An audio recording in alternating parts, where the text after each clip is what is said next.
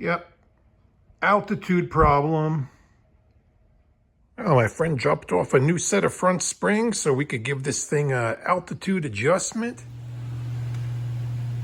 I keep finding different things. Well, you got Willwood disc brakes. That's a cool upgrade, but coil spring spacers. You got two of them over here. The trouble is they're only on one side.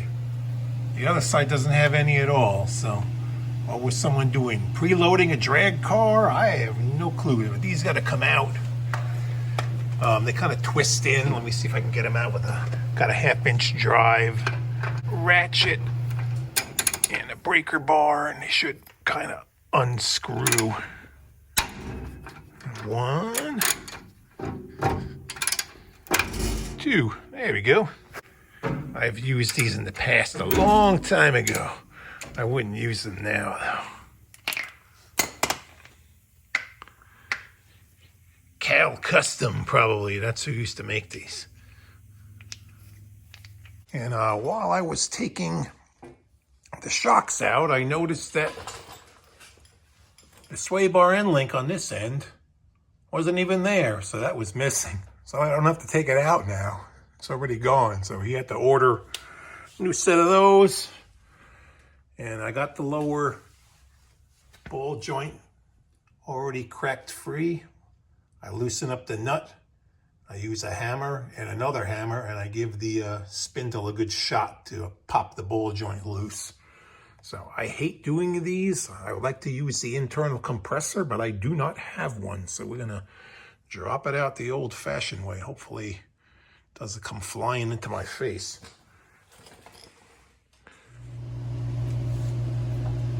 I got the steering rack disconnected. It's a swivel. And we already broke the ball joint, so this is already flopping loose. We could pull off the nut. It's still tight. Need a wrench.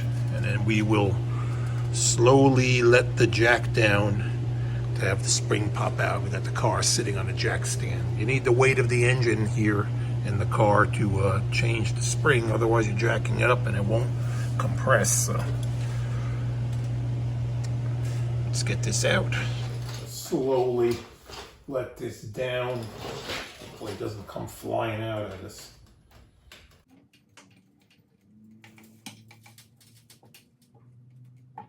My jack bottomed out.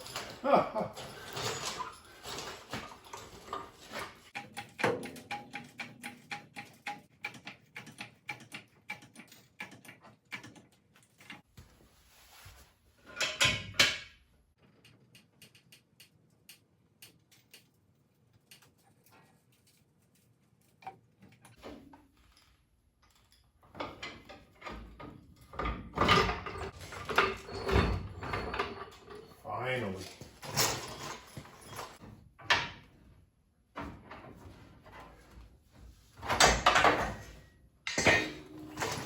Whoa. Look at the difference.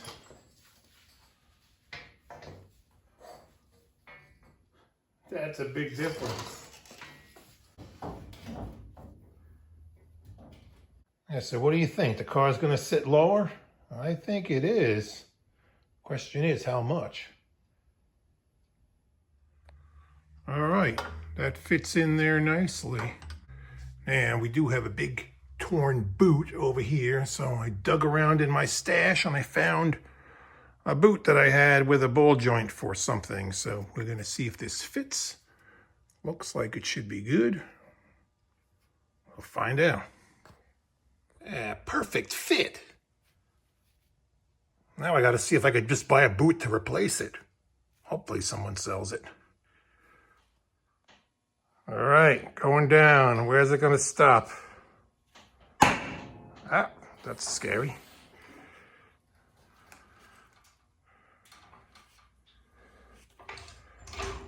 Yeah, maybe not enough.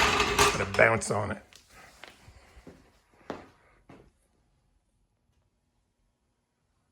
Is it too high? Yes, it is. All right. Cut the springs. Well, you heard him. He said cut it, so That's what we did. One full coil. So now we got to take that one out and put the cut one in now. All right, snipped and unsnipped. What's the difference here? Inch and 3/4. Let's see what that equates to on the car. All right, here we go again. Let's see if it's low enough.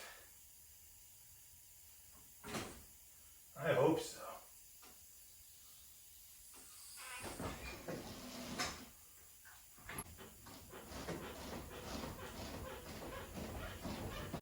I think that's what he's looking for.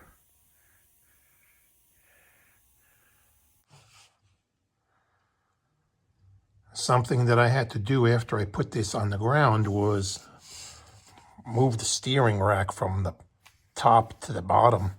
It was hitting into the sway bar link. The sway bar link's not in yet. I'll have to put it in later on, but there was such a steep angle for it to come up to here.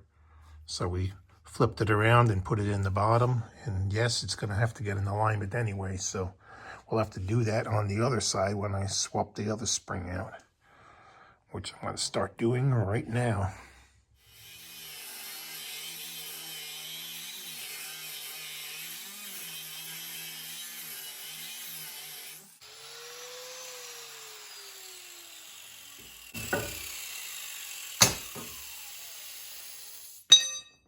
Oh, this is what we took out.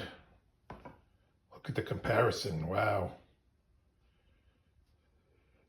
All right, let's get the driver's side done now. We're still sporting the original hubcap over here.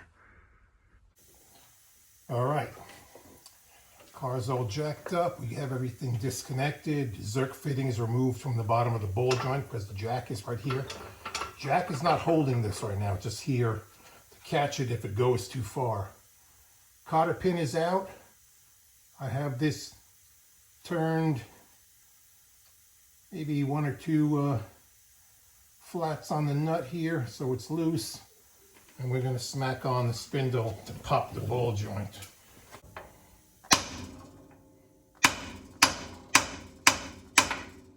Get a snap. That should be it. Yep. I used 2 blocks of wood under the upper control arm to hold it up out of the way, and a piece of wire to pull the spindle out of the way. All right, that should be out of our way now.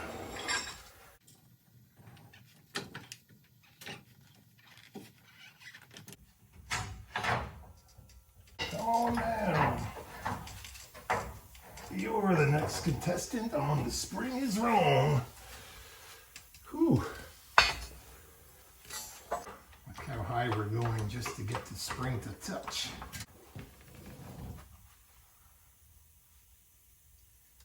I think we're good. Let's keep going. Get our block out. Drop this back where it needs to be.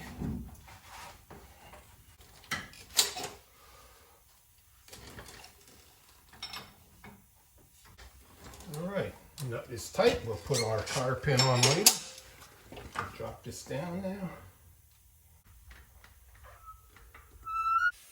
All right, so let's show you what I was talking about with the steering before. This is where it was sitting. And when we drop the car down, this is going to go up even higher. And this is kind of where it needs to be right now, the sway bar. So we have to take this and put it on the bottom with the spacer and everything that they have. Now the alignment, hopefully these will be enough, give us enough range. I don't know who made this steering rack, but I'm sure you could probably buy different adapters for different things for this. So we will see what the alignment looks like. And while I'm sitting here too, I noticed that there's no bump stops here. There's a bump stop that's supposed to be bolted there, and there isn't one on the other side either. So other things to potentially buy.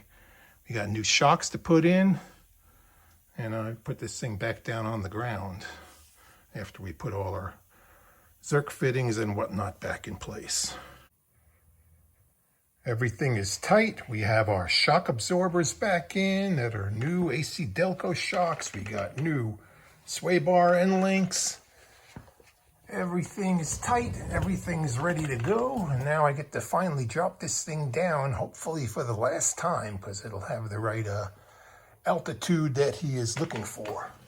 So let's put it down again.